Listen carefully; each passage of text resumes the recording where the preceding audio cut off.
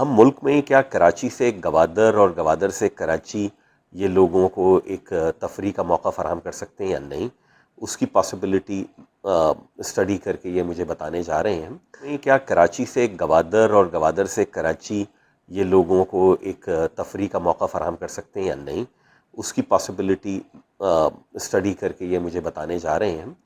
اور ایک shorter plan ہمارا یہ ہے کہ ہم کسی طریقے سے کماڑی سے اور پورٹ قاسم کے اطراف میں کہیں پر اگر ہمیں لینڈنگ سائڈ اور وہاں کچھ انٹرٹینمنٹ کی چیزیں ہم بنا سکیں، کھانے پینے کی جگہ ہوں، بچوں کے پارک ہوں، تو یہ 3 ایسی چیزیں ہیں کہ جس کو ابھی ہم دریافت کر رہے ہیں۔ ہمارا ماننا یہ ہے کہ جو سندھ حکومت کے ساتھ مل کے اگر گنجائش ہو تو ہم جو غیر آباد اگر کوئی جزیرہ ہے اور سندھ حکومت اور وفاقی حکومت سمجھیں کہ اس پہ مل کے بھی ہم، ٹھیک ہے آپ وہ ڈیولپمنٹ پروجیکٹ پہ نہ جائیے، لیکن سیر و تفریح کے لیے ہم اپنے جزائر کو اپنے بچوں کے لیے، اپنی فیملیز کے لیے کھول سکیں۔ ایک زمانے میں اس وزارت نے کراچی دبئی فیری چلائی تھی، لیکن وہ ایک ہی ٹرپ تھا، اس کے بعد ہوا نہیں۔ اس میں کیا مسائل آئے، کیوں بند ہوا، اس کو ہم ایکسپلور کر رہے ہیں۔ آیا وہ آج کے حالات میں ممکن ہوگا یا نہیں؟ دیکھیے پورٹ قاسم کیونکہ 49 کلومیٹر کا چینل ہے،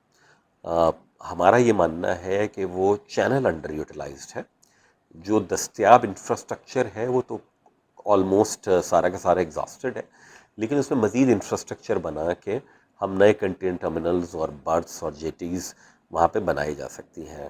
میں آپ کو یہ ضرور بتا سکتا ہوں کہ اس وقت ہم کنسلٹنٹ کو ایڈورٹائز کر رہے ہیں کم از کم ایک نئے کنٹینر ٹرمینل کے لیے پورٹ قاسم کے اوپر۔